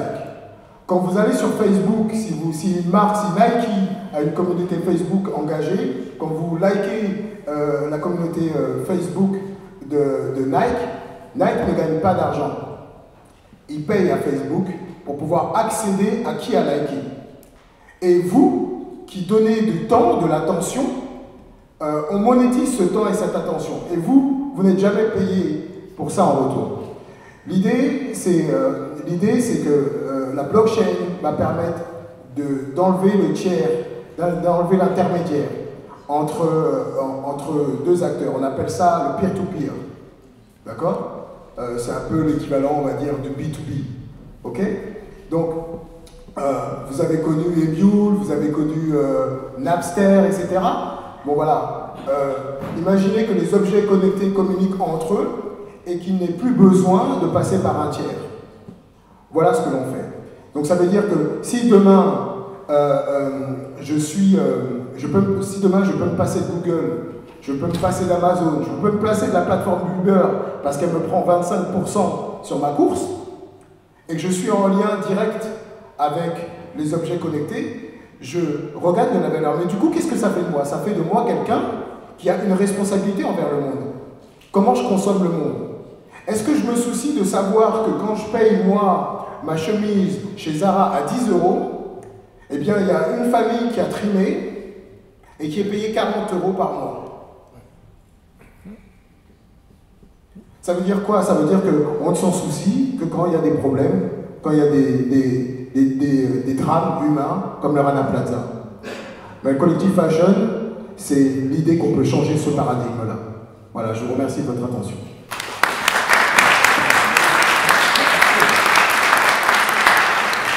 Eh bien, merci Collective Fashion.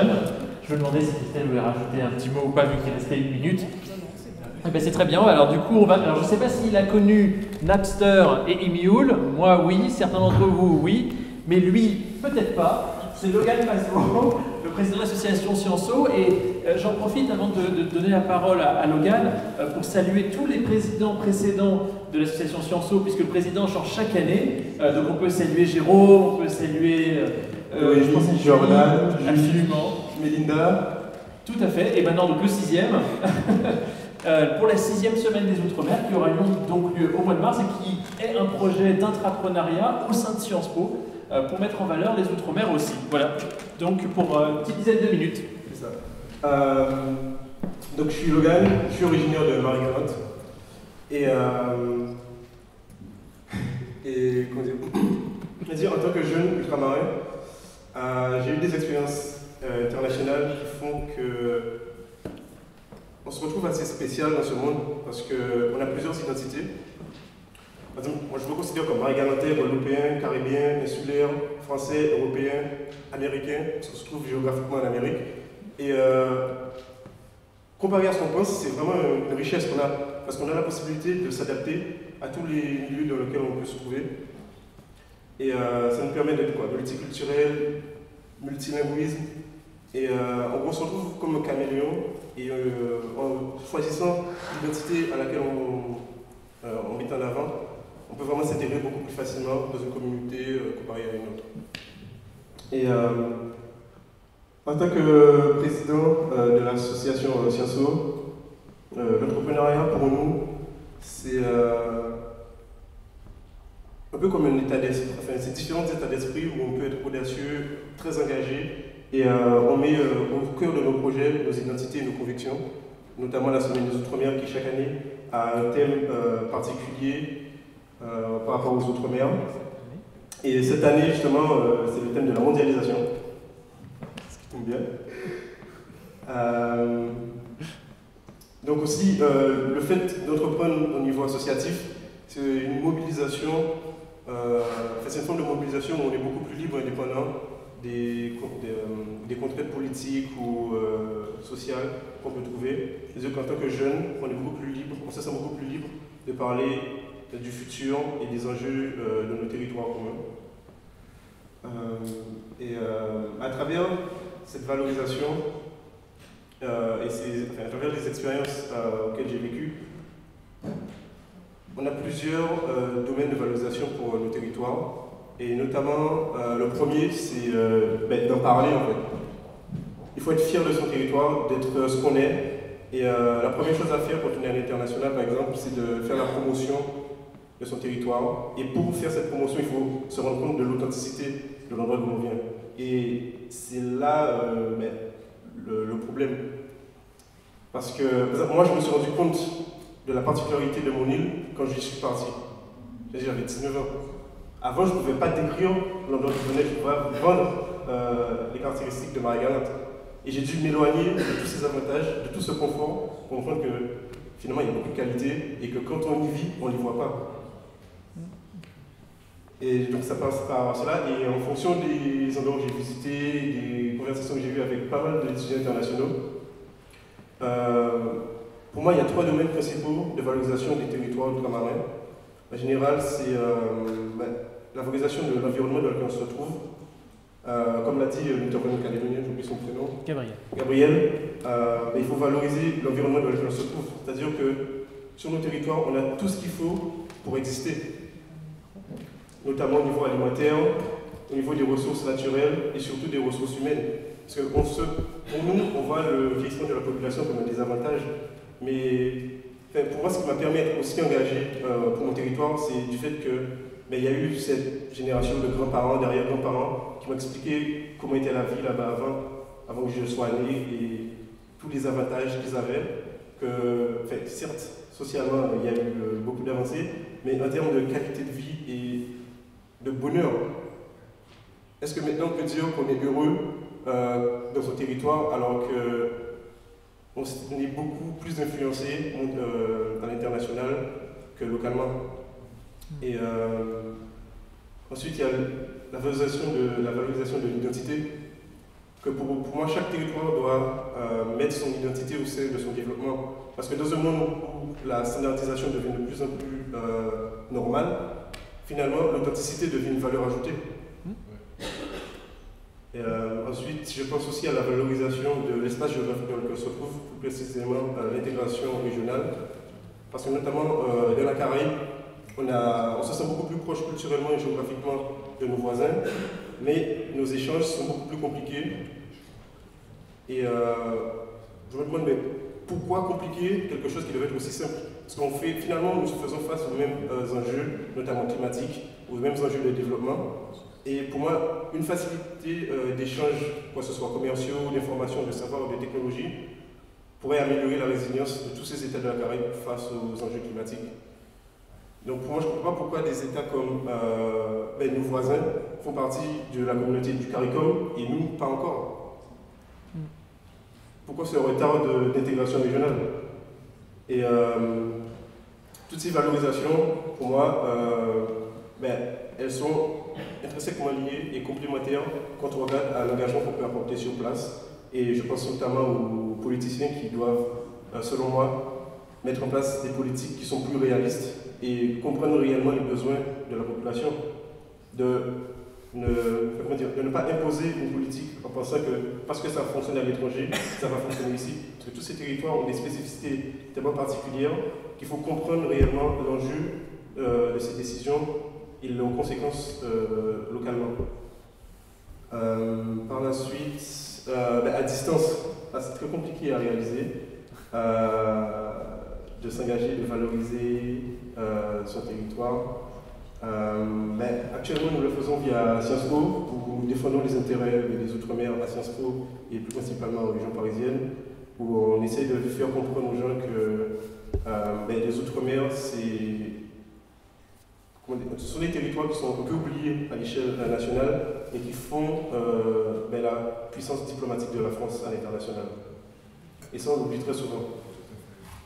Parce que ces Outre-mer, finalement, ils procurent la deuxième plus grande ZEE à la France, procurent Ariane, les programmes spatiaux. Ils ont donné à la France la force nucléaire à un prix qu'on n'a toujours pas estimé après les essais nucléaires en Polynésie, dans le Pacifique.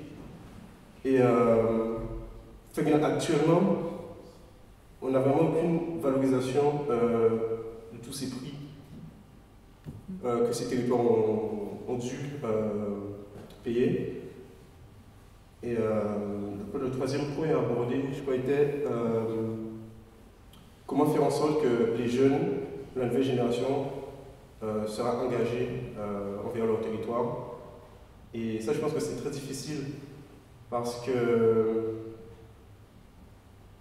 on a grandi en apprenant beaucoup de choses sur le monde, mais sans précision sur notre territoire. Donc c'est difficile d'être engagé et de défendre les intérêts de quelque chose qu'on ne connaît pas vraiment. Parce qu'à travers le programme scolaire, on a très peu de points sur l'histoire et tous les enjeux liés aux Outre-mer. Et notamment, si je crois que c'est l'enjeu principal du master de l'IDERI, de résoudre ce problème et ce manque de connaissances pour enfin avoir un développement plus adapté par rapport aux différents territoires. Merci beaucoup. Merci Logan. Un discours de vérité, un discours d'authenticité, c'est le plus jeune de nos intervenants sur nos 4 conférences, et c'est aussi la raison pour laquelle, au-delà de vous inviter, c'est la raison pour laquelle on vous a fait passer à la fin par avoir ce discours-là. Alors, maintenant on va passer au moment des questions-réponses, et j'en profite pour mettre tout de suite en plein écran notre session Adobe Connect avec nos étudiants et avec Marlène aussi qui est en ligne. Est-ce qu'il y a des questions pour nos intervenants? Je suis sûr que oui. Il faut juste ne pas être trop timide. Et puis de toute façon, si vous ne posez pas de questions, c'est moi qui vais poser la première. Et là, pour le coup, vous ne leur rendez pas service parce que c'est une question compliquée. Alors, est-ce qu'il y a quelqu'un qui veut se lancer, qui veut se mouiller? S'il n'y a personne qui se mouille, très bien. Je vais mouiller à votre place. Ah, voilà. Parfait.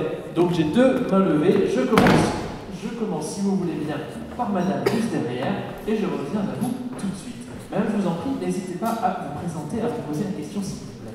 Bonsoir, merci de m'accueillir ici. Christine, je suis déléguée générale de l'ANEL. Je ne suis pas une élue, mais je travaille pour l'Association nationale des élus du littoral. Le littoral est grand, et comme vous l'avez dit, le littoral est très grand dans les territoires ultramarins. Alors merci, moi je suis venue parce que c'était les Outre-mer vus par leurs acteurs, et c'est ce qui je trouve le plus intéressant, parce que c'est vrai qu'on n'est pas... souvent on croit avoir des choses à apporter, j'en avais beaucoup à nous apporter, et moi je voulais donner le témoignage d'avoir réussi après 10 ans de passion pour les Outre-mer que j'ai découvert vraiment, quand je dis passion, le terme est exact.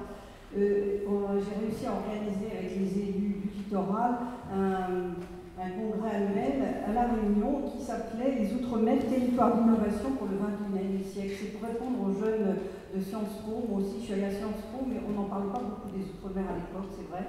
J'ai découvert, et je peux vous dire, sachez que, vous voyez, j'étais vraiment fière de pouvoir organiser ce congrès à La Réunion en disant que c'est à vous de nous apporter des choses, et on a vu des tas de choses qui étaient des pionniers, donc pour les déchets, pour les aires marines protégées, on a des réalisations, on a des tas de choses à apprendre, et sachez qu'on est à l'écoute, et c'est pas uniquement...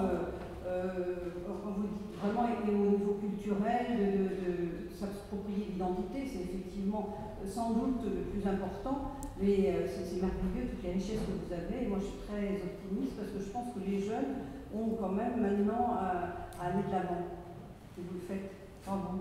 Merci beaucoup. Donc plus un commentaire et un encouragement en fait. Une question et c'est un encouragement qui fait du bien et sur lequel je suis sûr que Logan et les autres interviendront juste après. Monsieur, je vous en prie. Bonsoir. Moi je m'appelle Arthur Monod. Bon, je suis originaire de Métropole. Et puis en fait, je suis parti il y a quelques mois faire un service civique en Guyane dans une association qui développe des projets d'insertion économique, qui s'est constituée en pôle territorial de coopération économique loi en 2014. On est dans le domaine de l'économie sociale et solidaire. Et avant de partir en Guyane, moi j'aurais assisté à une conférence comme ça, j'aurais dit mais c'est trop bien, il se passe plein de choses, il y a des dispositifs, il y a de la volonté, il y a des initiatives formidables, il y a plein de choses qui se passent. Et puis sur place, j'ai vraiment déchanté. Ça n'enlève rien aux initiatives formidables, culturelles, économiques, sociales, numériques. On a entendu beaucoup d'intervenants et je voudrais vous remercier des présentations que vous avez faites. Madame, dans son intervention, l'a également confirmé. Mais malheureusement, vous êtes des exceptions aujourd'hui. Alors, vous êtes des exceptions heureuses qui, je dirais, donnent une image très positive de ces territoires. Ils en ont besoin.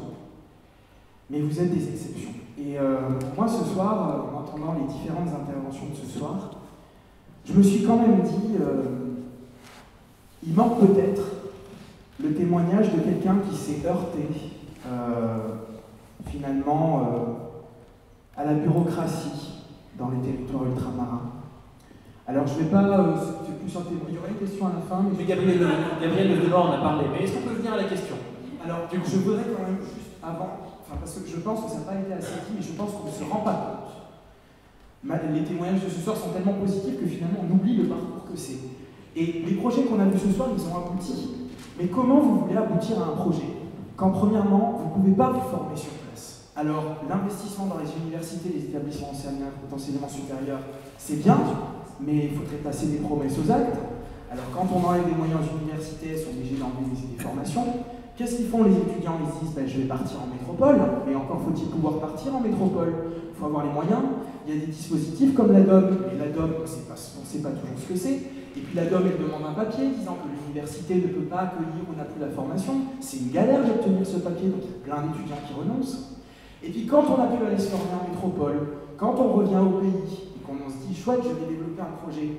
Ah oui, mais attendez, monsieur ou madame, vous avez vu la préfecture, vous avez vu le SGAR, vous avez vu la DIECT, vous avez vu la direction de la jeunesse. Et est-ce que vous êtes allé à la collectivité aussi? Ah mais attendez, il y a deux services à la collectivité. Il y a le département, la région, et puis dans chacun département, région, vous avez le service des fonds européens et vous avez le service des fonds de la collectivité. Mais attendez, c'est pas possible.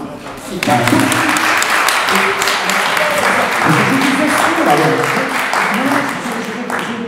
On va laisser monsieur finir. Non, mais c'est vrai qu'après je faisais la question, mais vous voulez compléter? Non, on arrive à la question. S'il vous plaît, la question. Alors, ma question, c'est, moi je trouve, c'était votre intervention, monsieur Hamon, il y a plein de dispositifs, c'est super, il y a l'État qui se bouge pour les Outre-mer, mais franchement, vos acronymes, vos 4 piliers avec différents services à aller voir, mais c'est pas possible, et ça peut pas marcher. Et c'est pour ça que le discours sur oui, les Outre-mer, ils vont se développer, qu'on l'entend depuis 10, 20, 30, 40 ans, et qu'on le renouvelle à chaque conférence, à chaque réunion, parce qu'on dit, mais oui, il y a des dispositifs, mais les dispositifs, on ne peut pas les utiliser, c'est une galère de les utiliser. Il faut être formé, il faut être diplômé, il faut être volontaire pour les utiliser, et du coup, l'expertise territoriale qui est indispensable pour le développement de projet, elle ne suffit pas aujourd'hui dans les Outre-mer, et elle suffit beaucoup moins qu'en métropole. Et c'est ça la grosse inégalité aujourd'hui. Et ce que j'aimerais, c'est qu'on puisse réfléchir ensemble, on est dans les Outre-mer vus par nos acteurs, comment est-ce qu'on pourrait réfléchir ensemble aujourd'hui? Alors, je ne sais pas si ça pourrait ressembler à un guichet unique, quelque chose comme ça, mais cette distance à la métropole, ce n'est pas une distance géographique, parce qu'elle existe cette distance géographique. Oui, il y a l'insularité, oui, il y a plein de choses, mais il y a tant de retard dans tous ces dispositifs finalement qui permettent de faire converger ces aides. Donc ma question, et j'arrive à la question, est à quelle échéance, 50 ans, 200 ans, 500 ans, pourrait-on espérer une véritable facilitation de la démarche projet dans les Outre-mer, qu'enfin ces territoires puissent se développer par eux-mêmes avec les aides qu'aujourd'hui ils ne peuvent pas utiliser? Merci. Eh bien, ça c'est le Merci beaucoup. Alors, on va commencer avec M. Hamon. On va donner la parole à M. Hamon, c'est une aventure pour Pascal Mézières. Merci pour cette remarque, parce que en fait, j'avais peur d'avoir été négatif dans mon intervention. Donc je me rends compte qu'au contraire, ça a donné une image très positive des Outre-mer. Je me disais, mince, j'insiste trop sur les contraintes structurelles, les difficultés. Bon, donc tant mieux. Et vous avez raison en plus. Vous avez raison parce qu'en fait, effectivement, le problème n'est pas tant un problème de liquidité dans les Outre-mer. Il y a plein d'argent. Il y en a de l'Europe, il y en a de l'État, il y en a de la région. Il y en a même, peut-être pas du secteur. Le secteur bancaire, c'est peut-être un petit peu plus difficile. Effectivement, certaines banques vont monter leur taux d'intérêt dans les prêts bancaires, mais ça reste quand même relativement acceptable. Le problème, c'est effectivement comment est-ce qu'on accède à ces dispositifs. Et je partage complètement le constat qui consiste à pointer du doigt l'absence de formation. Et je pense que c'est notre prochain défi, tout simplement, c'est que pendant longtemps, on s'est dit, bon, il faut qu'on corrige le différentiel, qu'on fasse cet exercice de convergence entre les Outre-mer et la métropole.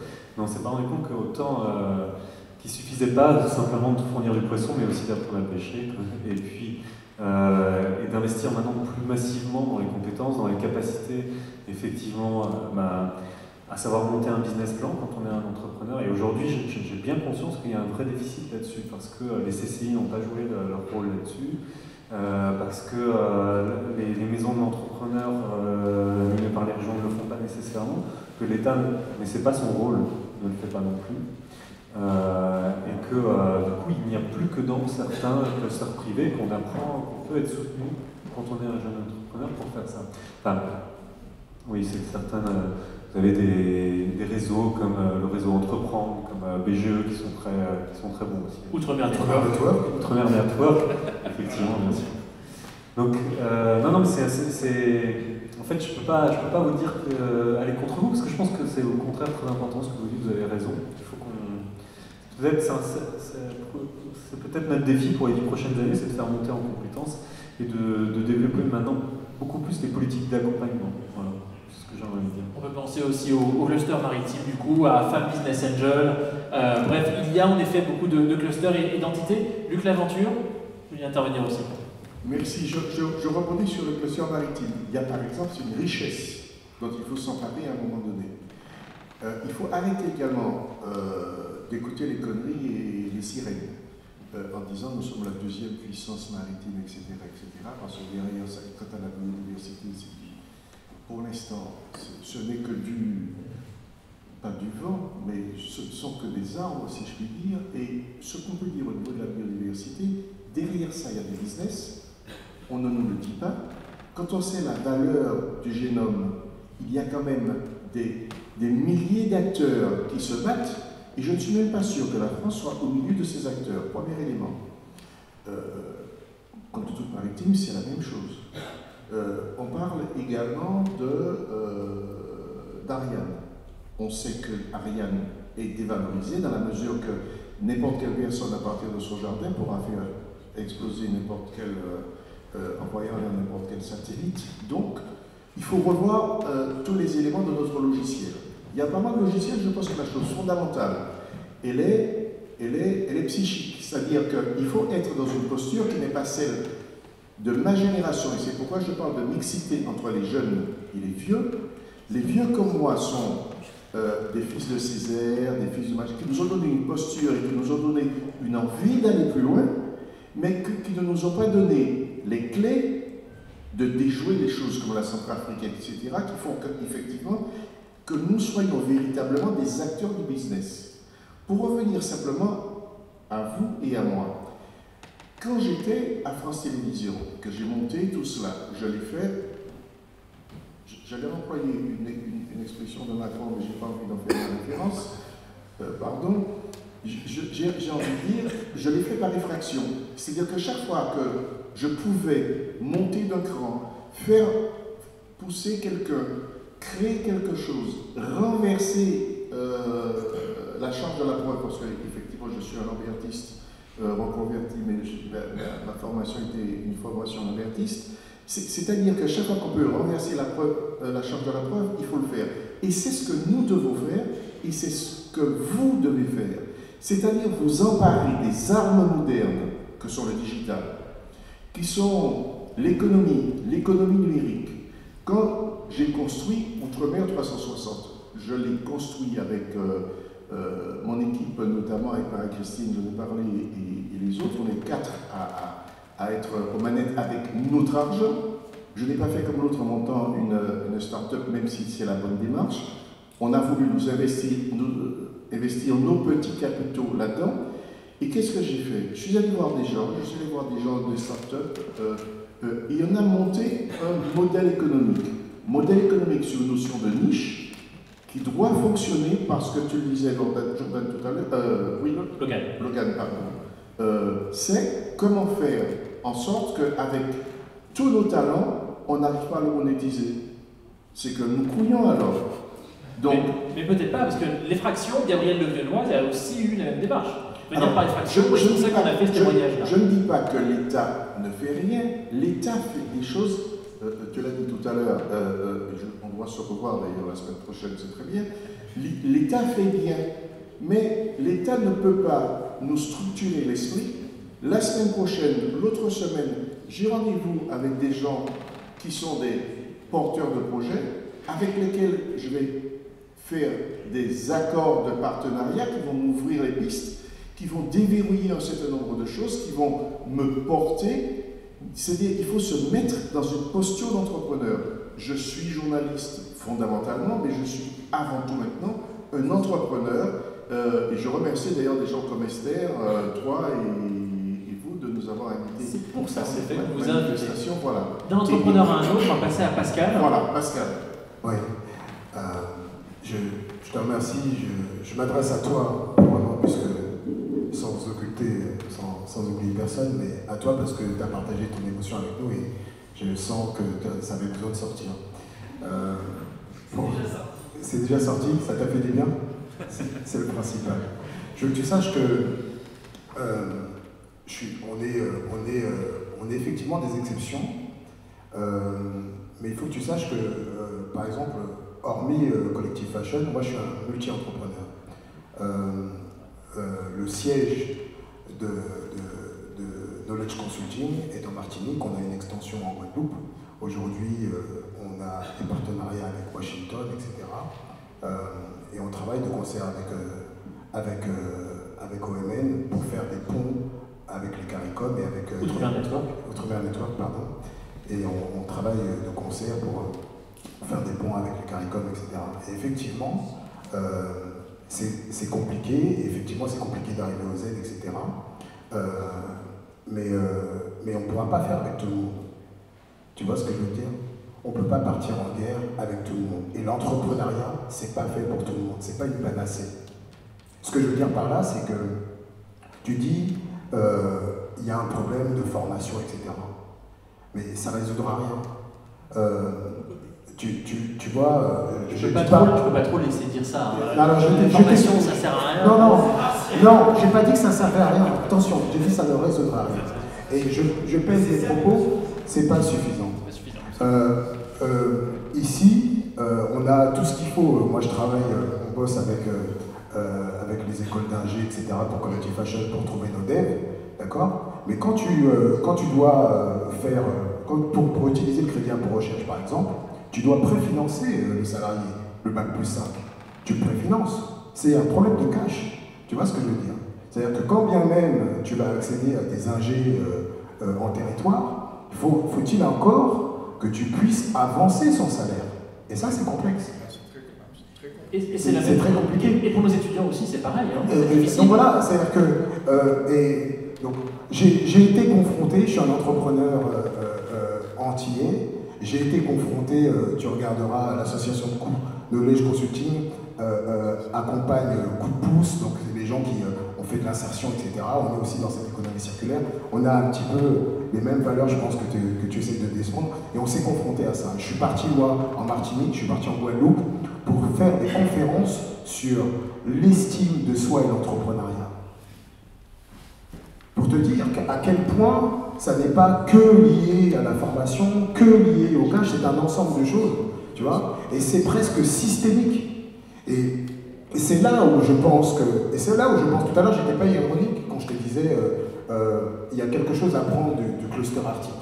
Pourquoi? Parce que si je prends l'Islande, un petit pays qui est entre le Groenland et la Norvège, qui est en train de dire, nous on va devenir la Suisse de la crypto-monnaie, qui est un tout petit pays, qui a traversé une crise majeure et qui a rebondi, qui a fait preuve d'une résilience incroyable.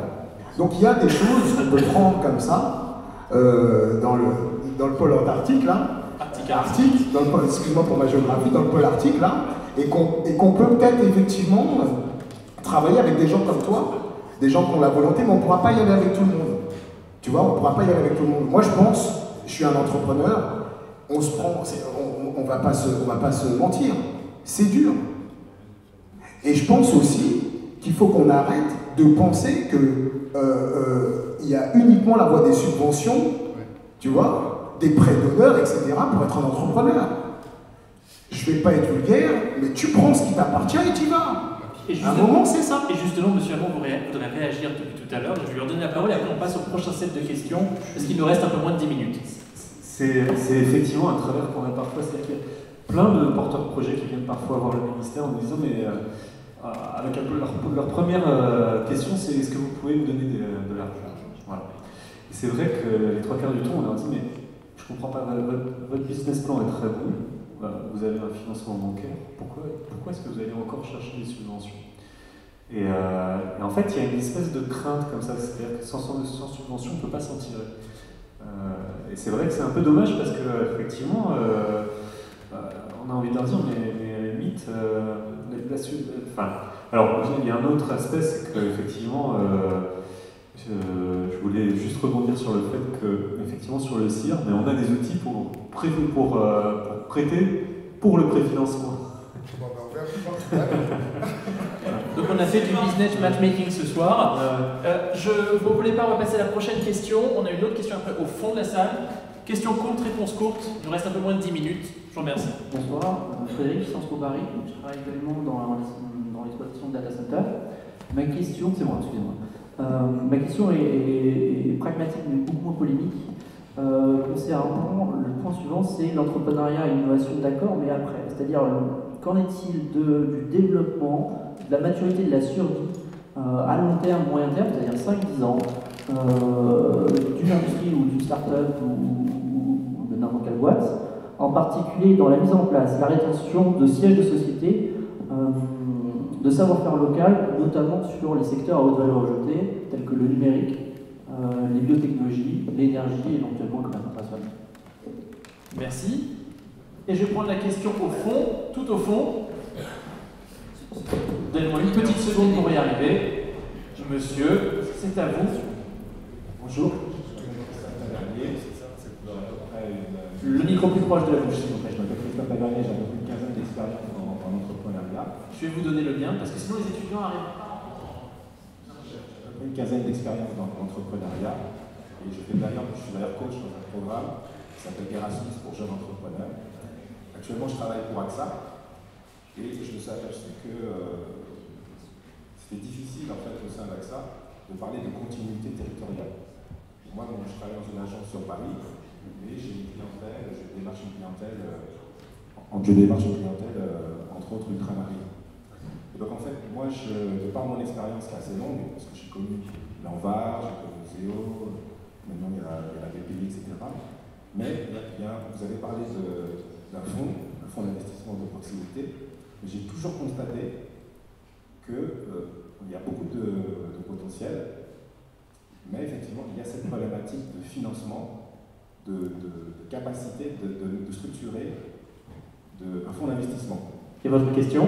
La question c'est, est-ce que vous pouvez réfléchir à la création, vous pouvez mobiliser des compagnies aériennes, vous pouvez mobiliser des assurances, des banques, la création de fonds d'investissement dédiés à la continuité territoriale, c'est-à-dire que chaque entrepreneur d'outre-mer, issu d'outre-mer, ou soit en métropole, ou dans les départements d'outre-mer, ou dans les territoires d'outre-mer, qui puisse en fait contacter ce fonds d'investissement qui aurait une capacité à pouvoir accompagner des PME, accompagner des startups qui seraient dans une logique de promouvoir, de créer, de développer des services, des produits qui s'inscriraient dans une certaine continuité territoriale. Parfait. Vous avez des dispositifs locaux, régionaux, qui ne sont déjà même pas connus en métropole. Vous avez des choses en métropole qui ne s'adressent pas à l'outre-mer. Vous n'avez pas vous avez des gens qui voyagent. Je pense qu'on a bien compris. On a bien compris, on peut peut-être passer la parole à Michel pour qu'il puisse vous répondre. Parce que je vous assure qu'on a bien compris où vous voulez en venir. Vous pouvez applaudir, absolument. Allez-y. Donc, spontanément, je donne la parole à M. Arnaud pour commencer par rapport à cette deuxième question. Et puis après, ça va être open bar sur la première question que nous avons reçue, qui sera donc les deux dernières. Ensuite, une petite question de Nadège, notre étudiante pour Logan. Et on va clôturer cette table ronde. Je ne sais pas, un fonds d'investissement pour les entreprises qui agiraient dans la continuité territoriale, c'est ça? Au niveau de l'État, en tout cas, c'est pas prévu, ça je peux vous le garantir. Et puis, non mais pourquoi? Parce qu'on finance déjà la continuité territoriale de manière massive, tant sur les transports aériens que sur le maritime. Donc après, voilà, encore une fois, le public n'a pas vocation à tout financer. Et quand je parlais des field dogs, c'est des fonds d'investissement privés. Hein.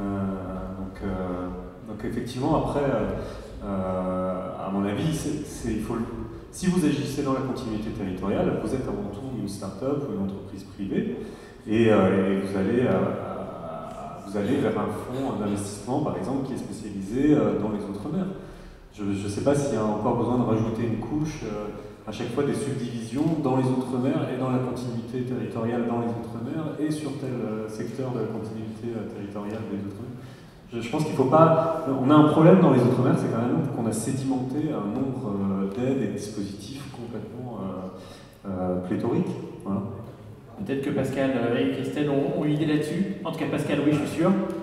Moi, je pense que c'est une super idée d'entrepreneuriat pour AXA. Et je t'invite à leur faire la proposition, parce qu'ils ont beaucoup d'argent, AXA. Merci Pascal. Peut-être pour la première question sur le digital et l'innovation, un mot pour préciser peut-être, vraiment très court. Oui, ma précision en fait c'était quelle est la durée moyenne en retour d'expérience, quelles sont les chances pour une société de start-up innovante de vivre 5-10 ans avant ou de disparaître ou de se faire acheter. Et je ne parle pas de fonds de commerce, je parle pas de TPE, mais plutôt PME, voire moyennes entreprises, voire grosses industries. Donc une question technique. Oui. J'ai pas de statistiques là-dessus sur le taux de survie des entreprises à 5-10 ans. Je ne sais pas si vous en avez, mais... Je n'ai plus les chiffres, mais c'est assez élevé. Le taux de mortalité des startups, c'est assez conséquent. Si on n'a pas la statistique, on va peut-être prendre rendez-vous plus tard pour échanger sur le sujet. Ouais. Je vois une dernière main levée, il nous reste 2 minutes avant de passer à la prochaine étape. Du coup, question très courte et réponse très courte. Monsieur aussi? Non? Très bien. Alors, monsieur, très court, s'il vous plaît. Je remercie tous les intervenants de ce soir pour leur participation, mais j'aimerais essayer de trouver le trait d'union à tout ça. Celui qui était originaire de la Nouvelle-Calédonie, qui a parlé d'anticipation, Logan qui a parlé d'identité, Pascal qui est au four et au moulin, Luc qui fait un peu le bilan et Monsieur Armand qui présente les dispositifs. Est-ce que le trait d'union à tout ça, c'est pas un véritable projet civilisationnel, c'est-à-dire un véritable rêve-entier, quelque chose qui paramètre et qui planifie au niveau des politiques, mais aussi des entrepreneurs? Lorsqu'on parle de formation, on se répète et finalement on se marche sur la queue sans jamais parler des évidences. Est-ce que le clou de l'émancipation des Outre-mer, je dirais, c'est pas de dire, bon, ben les gars, sur 30 ans, quelles que soient les politiques, gauche, droite, qui est président ou quoi, on crée des institutions solides qui permettent d'arriver à un résultat T. Et arrêter finalement, valoriser les initiatives, certes, mais au-delà, penser un véritable projet, parce que ça reste la vision et le parcours qui est louable de tout un chacun, mais les 400 000 de mon île en Guadeloupe, les 300 000 en Martinique, les peut-être 500 000 à La Réunion ou les 200 000, ne se sentent pas tous concernés, comme l'a dit Pascal, c'est pas ouvert à tout le monde. Donc au final, plutôt que d'inviter, est-ce qu'il n'y aurait pas un moyen de tenir subtilement par la main pour emmener un résultat? Au lieu de parler d'être, parler de devenir. On a bien compris, merci. Alors juste pour rappeler, la Réunion, 800 000 habitants, peut-être 1 million à l'horizon 2050, et la Guadeloupe, la Martinique, 400 000, on ne va pas faire d'impair entre les uns et les autres. Je vais vous donner peut-être 3 minutes pour que tout le monde puisse réagir au projet de Rêve Antillais, qu'on va peut-être élargir au rêve ultramarin, même si les Antilles ça parle. Il n'empêche qu'il n'y a pas que les Antilles. Donc du coup, 3 minutes chacun pour un petit mot qui sera le mot de la fin aussi en passant. Écoute, j'entends l'idée du rêve antillais, et malheureusement, je pense que c'est pas par l'ego qu'on va y arriver. Dans le sens du bonheur, Krishnamurti dit, si l'esprit humain est la somme de toute l'humanité, alors ne vouloir être personne, c'est être quelqu'un. Si on continue à se dire qu'on est dans un rêve antillais, alors on ne pourra pas rayonner globalement. Moi, aujourd'hui, quand je vais en Afrique, quand je discute avec des Bangladais, quand je discute avec des Indiens, je ne mets pas en avant le fait que je suis antillais. Je suis antillais. Tu comprends ce que je veux dire? Je suis antillais. Et mon rayonnement, c'est ma réussite. C'est quand je dis, parce que quand je me présente comme un entrepreneur, je dis, voici quelles sont mes racines. Et voici ce que je fais. Ah bon, mais c'est où la Martinique? C'est où la Guadeloupe? Mais d'abord, on s'intéresse à mon être, on identifie où c'est, et ensuite on parle avec l'entrepreneur. Et je pense que tant qu'on se dira, nous les Antillais, etc., on va rater quelque chose de majeur, parce que ça aussi, ça contribue à nous mettre dans une prison mentale. Tu vois ce que je veux dire? C'est-à-dire que je suis d'accord avec toi, mais pas sur le moyen. Merci Pascal. On va passer à Luc, parce que Luc aussi a une idée forcément là-dessus. Non, je n'ai pas d'idée. Logan, je viens vers vous en dernier.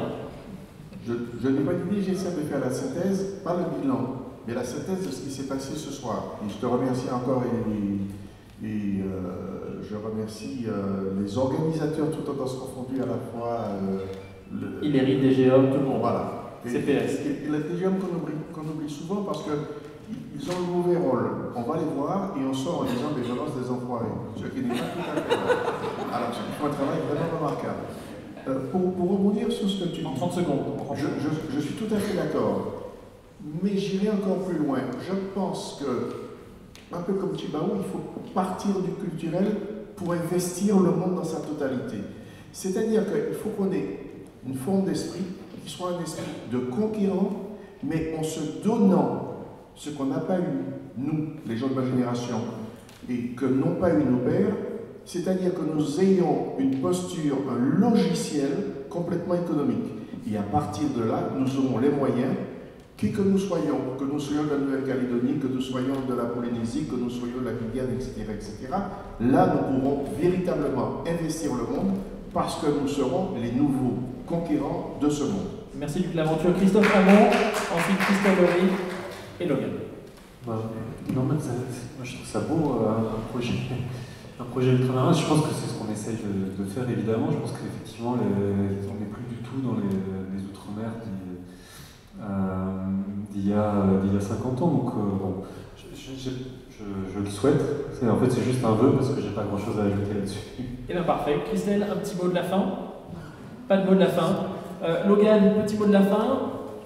Il n'y a plus de micro puisqu'il les garde ici, ils sont un petit peu avares de micro. Et si en plus de ce petit mot de la fin sur la question de l'identité de la culture et tout ce qu'on a évoqué, la petite réponse pour Nadège de Guadeloupe sur la semaine des Outre-mer, est-ce qu'on peut donner un peu plus de détails sur ce qui sera prévu cette année, les Outre-mer dans la mondialisation étant le thème? Pour répondre à ton interrogation, en tant qu'étudiant, nous, ce rêve, il a commencé, je dirais, pour les membres de Sciences Po en 2016, où lors de notre semaine des Outre-mer sur le thème Voir la France autrement, avec le haut accent circonflexe comme François,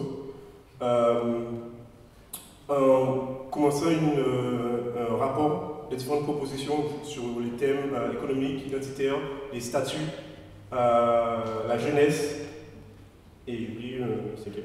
Donc on a remis ce rapport à François Hollande et à Georges Paul Langevin, et jusqu'à maintenant on n'a eu aucune suite. Et sur cette idée, justement, moi j'invite tous les représentants des territoires ultramarins de faire la même chose, de se réunir et de se mettre d'accord sur un objectif commun. Et de remettre les propositions à l'État, à la République. Ne pas attendre que la République propose des choses, de prendre justement notre destin entre nos mains. Donc c'est un appel vers l'initiative. Et on va le retrouver durant la semaine des Outre-mer, j'imagine, cette année. Oui, donc pour répondre à la question, la semaine des Outre-mer se réalisera du 4 au 8 mars à Sciences Po sur différents thèmes, dont le premier, le paradoxe. On va interroger le paradoxe de l'oubli ou de l'invisibilité plutôt des Outre-mer à l'échelle nationale, alors qu'ils ont une importance non négligeable à l'international. Deuxième conférence sur l'influence de la mondialisation sur la culture, et notamment tout ce qui est colorisme et métissage. Le mercredi, on fera honneur aux femmes, parce que le 8, c'est la journée internationale de la femme. Donc, durant cette semaine, on les mettra à l'honneur sur le thème de l'entrepreneuriat dans les Outre-mer. Le jeudi 7, économie et environnement. Merci. Et vendredi, si tout se passe bien, on fera une conférence au format de autour du programme Aller virer de la sénatrice Conconne de la Martinique, justement sur l'enjeu de la fuite des cerveaux ultramarins. Eh ben, c'est un beau programme, donc je vous donne rendez-vous à Sciences Po dans un mois et demi. Merci à tous pour cette table ronde. Merci à vous.